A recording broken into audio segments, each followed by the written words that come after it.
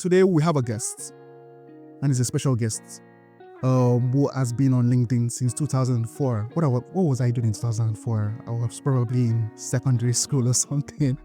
And long before most of us, he has knew that LinkedIn existed. Daniel Alon is the author of Build a LinkedIn Profile for a Successful Business, and has trained thousands of professionals to use LinkedIn in a way that's authentic, effective, and free from cold connecting to or even expensive ads. And LinkedIn is quite pricey. I use it every day, and I know how much it costs to get an impression on that platform. So if you are an entrepreneur looking for ways to look into turning LinkedIn into a powerful tool, this episode is for you. And we're going to talk about how you can generate leads, probably driving revenue. So basically, you're in for a treat. Welcome to the show. So thank you for joining, Daniel. Thank you very much, Ola. Thank you for having me on How Did You Do? Okay, so when I logged into this session, the first thing that Daniel didn't even say hi. He just asked, "How did you do it?" So I'm now going to do the same, return the favor to Daniel. How did you do it? Tell us. Thank you very much. I got an invitation to an obscure website called LinkedIn, as you know, in 2004, and the only name I recognized was the person who sent it, and that was someone I trusted.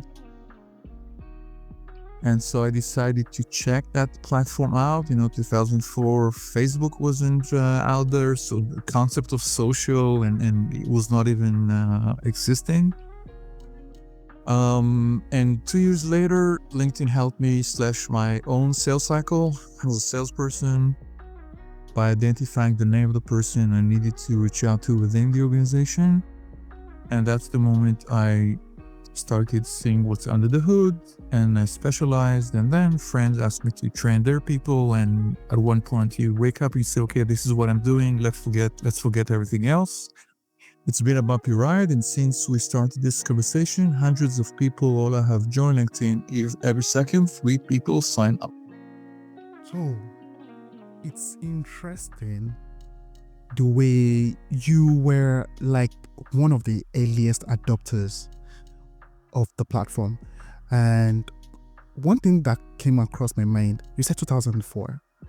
When people oftentimes talk about social media platforms, they rarely talk about LinkedIn as one of the early starters or the pioneer of that particular industry. Why do you think that's so, one?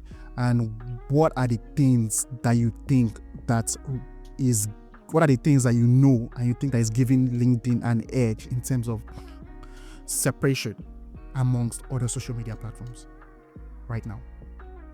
Excellent. So it's a great question. You could consider LinkedIn not as a social media platform, but as a professional platform, if you'd like. And that's the part of the answer to both of your questions. You can succeed with LinkedIn without uploading images of cats and lasagna, and that's become rare in most circles. And you could also be successful on LinkedIn without posting a thing, which is really bizarre because there is no other platform where you could be successful without sharing content. You cannot be a successful YouTuber without uploading videos. You cannot be a good TikToker or Instagram without sharing content. But on LinkedIn, many people check LinkedIn once in a while. Basically, either when they're looking for a new position or they're looking for new clients. So when they pivot, generally, and then they forget about it for X amount of time, maybe 6 months, maybe 2 years.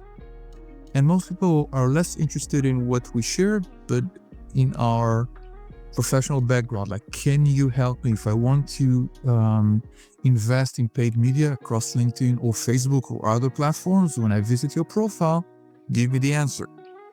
Even if you hadn't shared anything, I could still get enough information to say I need to speak to that person. Okay. So you said something that honestly I have never heard of it before, and I've been in paid social for close to 7 years now. I have an idea that it's possible, and what you said was that you can succeed in LinkedIn without actually posting a thing. And it depends. You're going to go a bit deeper into that for me, if you may. And let me give you my own personal experience. During my job search situation, I started consuming a whole lot of LinkedIn content. It's scattered all over the place. And from there, I created a checklist for my LinkedIn profile. That profile, I implemented the profile bit by bit, and I noticed something, even without me posting content, was that till date, because obviously I'm still young in my career, I get an average of 4 recruiters in my LinkedIn inbox every week without me posting there. They just come in because my LinkedIn is well optimized. And success for me then was like getting my LinkedIn in front of recruiters. And once I did it once, I didn't need to do it again. And the stuff has just been an automatic bringing in inquiries. Do I want this job? Do I like this job? And I've been waiting for the right one to come in through the door. So that's what I meant. That's what I mean by not doing anything and it's coming in. So are there other examples where you do something, particularly for businesses, and you might not even need to post, and your LinkedIn just basically positions you well for success? With pleasure. One way to look at it, both as a service provider and as a job seeker, is the use of keywords. Okay. So if one of the reasons you may have been contacted by recruiters is simply the fact that when they ran a search for someone, say in paid social, then you were one of the results. Sure. And that enables those people to reach out to you and say, hi, we've got an interesting, something that could interest you. Would you be interested in doing this? Think of your LinkedIn profile, if you'd like, as a funnel. And the idea is to help your ideal reader find you and reach a decision they need to speak with you. And part of this is just the use of the right keywords. So you're asking yourself, what sort of keywords is my ideal reader looking for? And have I used those keywords across my profile? Yes or no? And everyone listening to us could simply think of the right terms and make sure those terms are intelligently used in their LinkedIn profile. So what you just explained to me is that having a list of keywords that correspond with what somebody that needs you might be looking for, either it's a job or a service that you render. You need to have those keywords strategically placed in your profile to be able to attract such inquiries.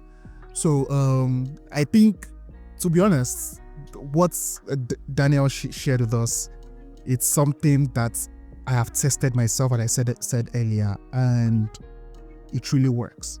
So one other thing that I want you to talk about extensively as much as you can is around the area of connection strategy. How to what are the pros and cons of connecting with people you don't know, and how do you suggest that entrepreneurs approach that? Excellent. So even asking yourself, do I have a connection strategy, is already better than most LinkedIn users. Okay, like we have more than 1 billion LinkedIn users. Most of them simply respond. So they get invitations and they scratch their head and say, should I connect with that person? Yes or no? But they don't stop and say, what would benefit my business or what would benefit my job search? Very roughly, there are three ways to look at it. You simply ask yourself, well, in 3 years' time, if I had to pick one, would I rather be the best connected or the most connected? The most connected brings you exposure. The best connected brings you trust. Let's take 2 examples. As a business owner, you could decide that you want to share a new service that you offer.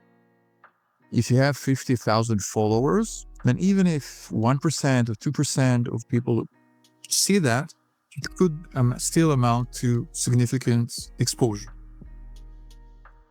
On the other hand, if you're looking for a specific contact within a company, then by running an advanced search, you could see that you and the decision maker within the company share one mutual connection. If you know your network well, then you could ask that person to introduce you to the decision maker within your ideal clients. But what I just described is simple and easy, but most people don't decide whether they want to be the best connected or the most connected. Most of them start by thinking they need to be best. At one point, they keep hearing you need to grow your network. And most people end up with 1,000, 2,000, 3,000 people thinking that they've got exposure. But exposure in 2024 and beyond starts with maybe 30 or 40 or 50K. So if you don't decide, you let other people decide for you, and you end up with having very little of either. Because you only gain marginal exposure, and on the other hand, Ola, you completely destroyed or polluted your ability to be introduced to the right person, because when they look at you, they see 5 people, and when we ask them about you, they will say, no, we're not sure, we don't know him well enough. So pick one. If you want to go for quantity, go for 40, 50, 60K. If you need quality, know everyone you're connected with. That's it. Okay, so you looked at it, you are looking at things, connections from a quality and quantity perspective. Right. Is there room for an hybrid approach? And if you will be recommending, if there isn't room for that, if you'll be recommending that for a business owner or somebody looking for a job, what strategy do you think is most applicable in 2024? So I think I've worked with enough people who tried an hybrid approach and failed. So for most people, I'm afraid it doesn't work. You need to pick one. And for most of our listeners, my guess is the best connection strategy is ideal, because you can succeed with a limited number of connections. Again, the idea is simple. If you know your network and you run an advanced search, then simply by visiting someone's profile, you would see if you and that person share a mutual connection. And hybrid means you'll find X number of mutual connections, but you no longer know them, which means that you cannot ask all of them to introduce you to the person you want to introduce. And if that person looks at you, they can no longer know who's the right person to speak with. Imagine you and I shared 2 mutual connections. One is someone you know very well, and the second is a person you don't know anything about. So when I visit your profile, I see both names. There's no hierarchy. There's no sign saying, Ola really knows the first person, so don't go asking the second person, stick to the first. I see both names, and you want to make your profile speak for itself, and you want to make your connections speak for themselves as well. Pick one, either quantity or quality.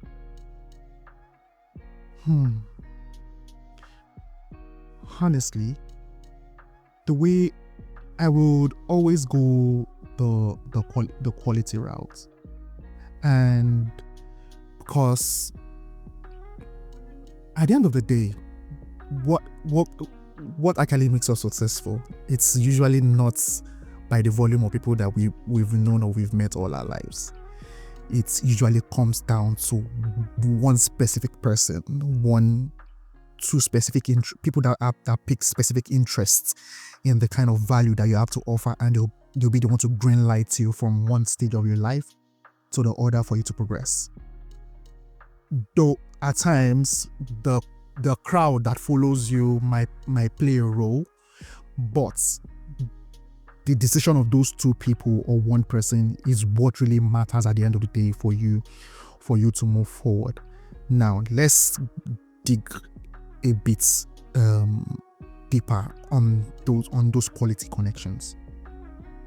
What are the things that one needs to do to be able to massage, or did I use the right word? Nurture, nurture that relationship, because there's a thing that I'm guilty of, and I'm sure most people are guilty of on LinkedIn, is that they come with the take mentality. Is when you need something that you reach out to people.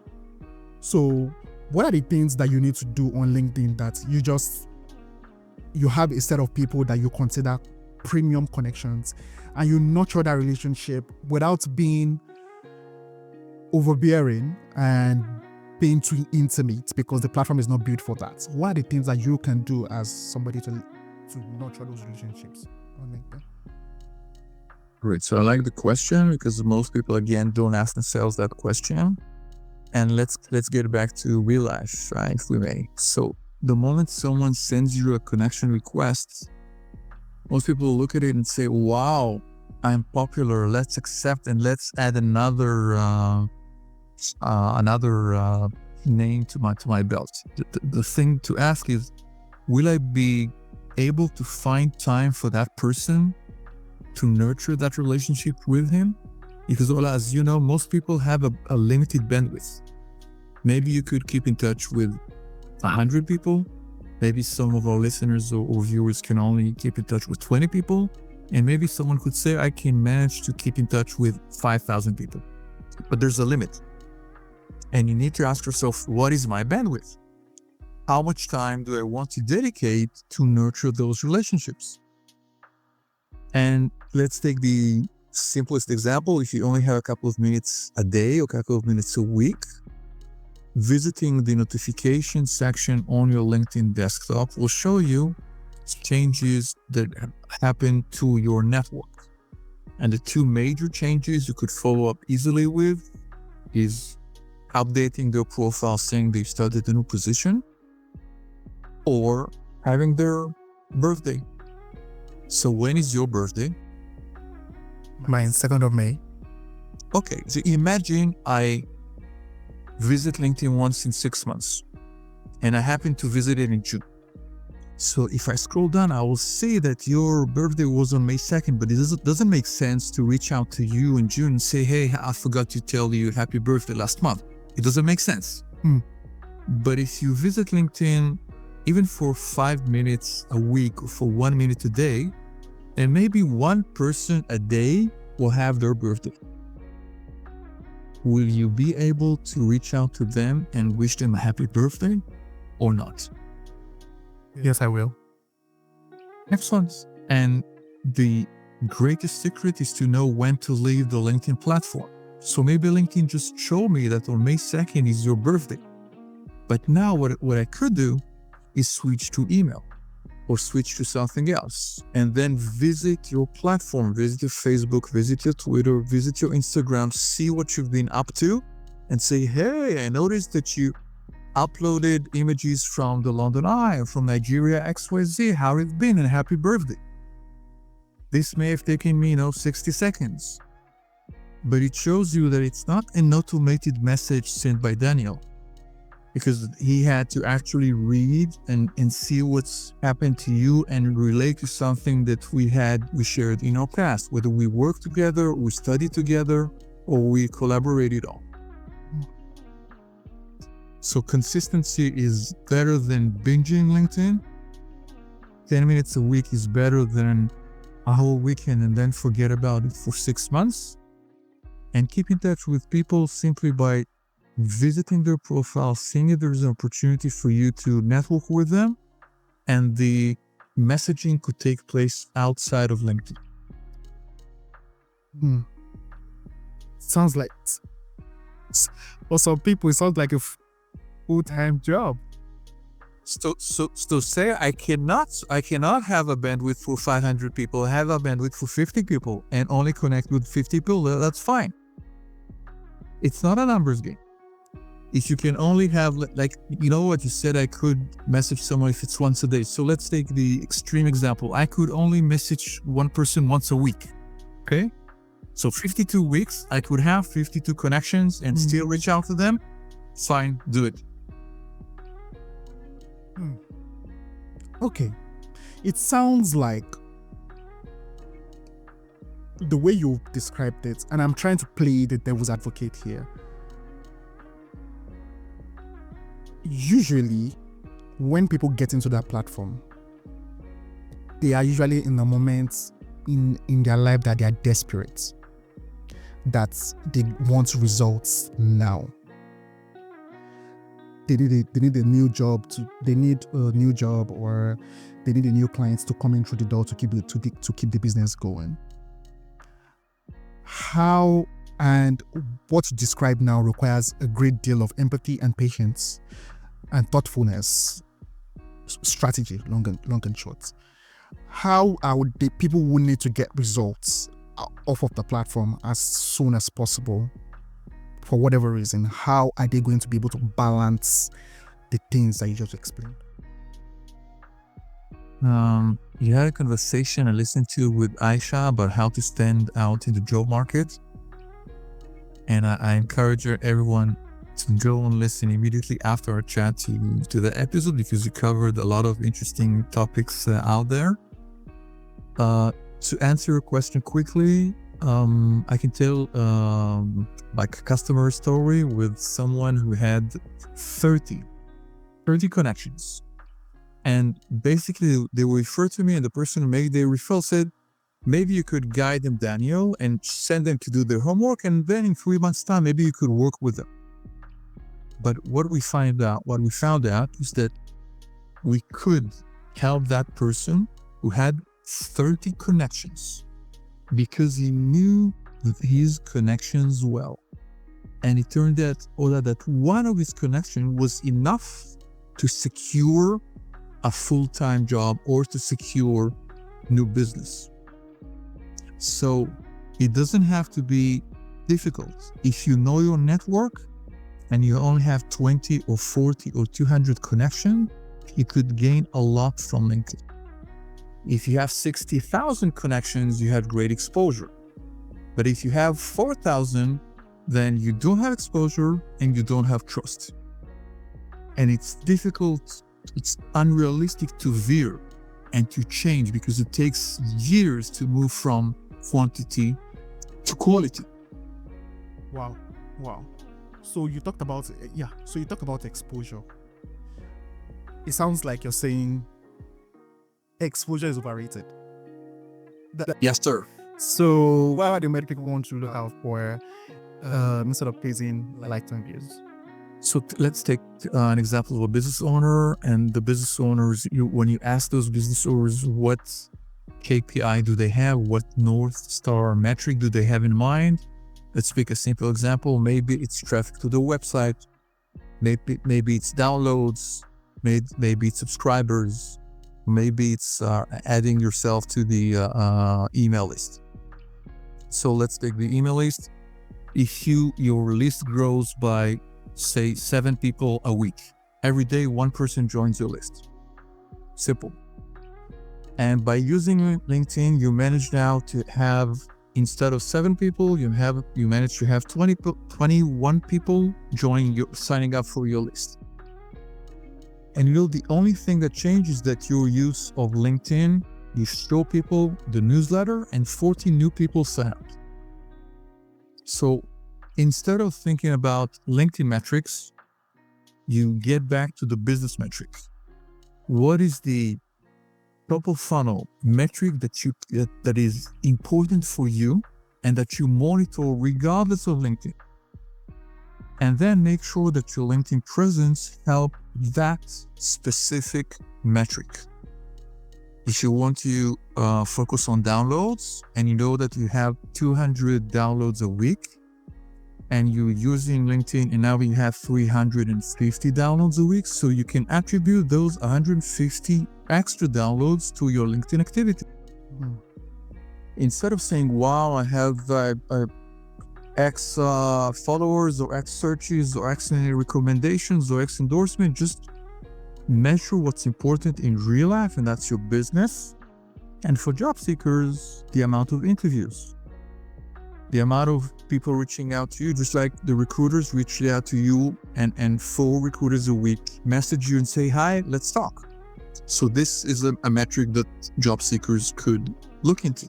So focus on the bottom line and all the activities that gets you results, and don't really bother yourself about the fluffy vanity metrics. Got it.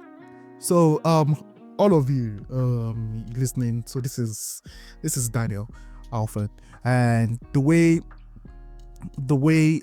his approach to LinkedIn is quite different. It's even quite minimalist, but it's very effective. Like he has basically simplified everything, and he called his stuff simplify LinkedIn and stop chasing the wrong metrics.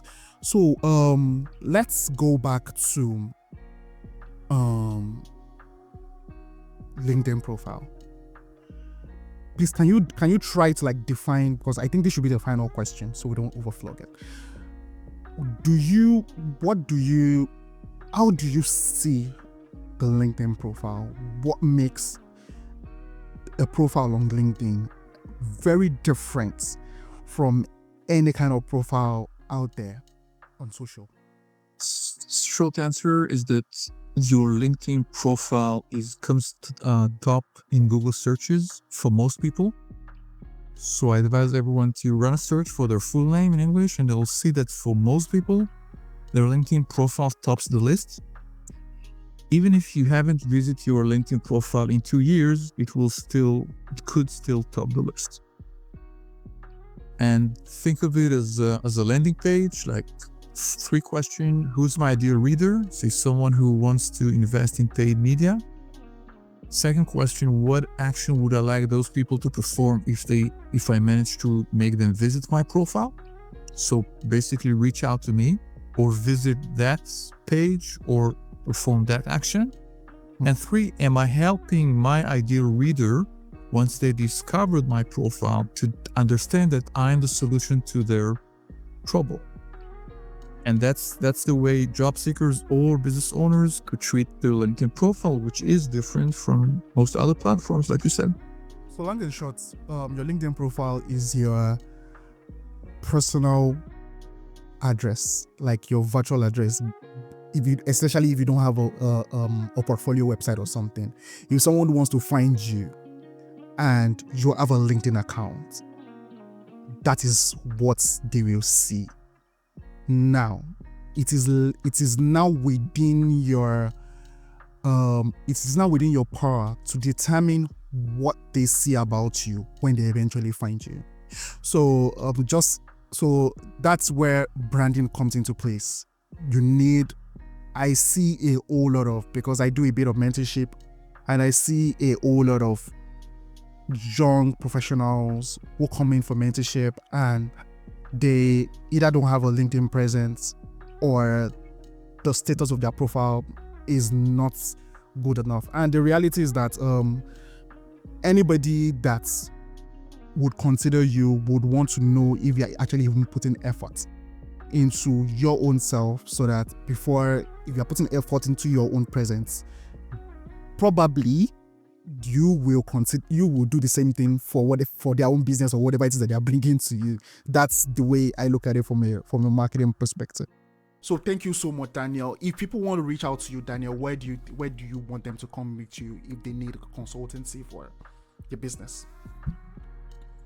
Thank you very much, Ola. DanielAlphon.com is the place to go. Okay. Thank you so much, everyone, wherever it is you're listening from. This is Daniel Alphon, and this is an episode of How I Did It podcast with Mahmoud Olabikashia.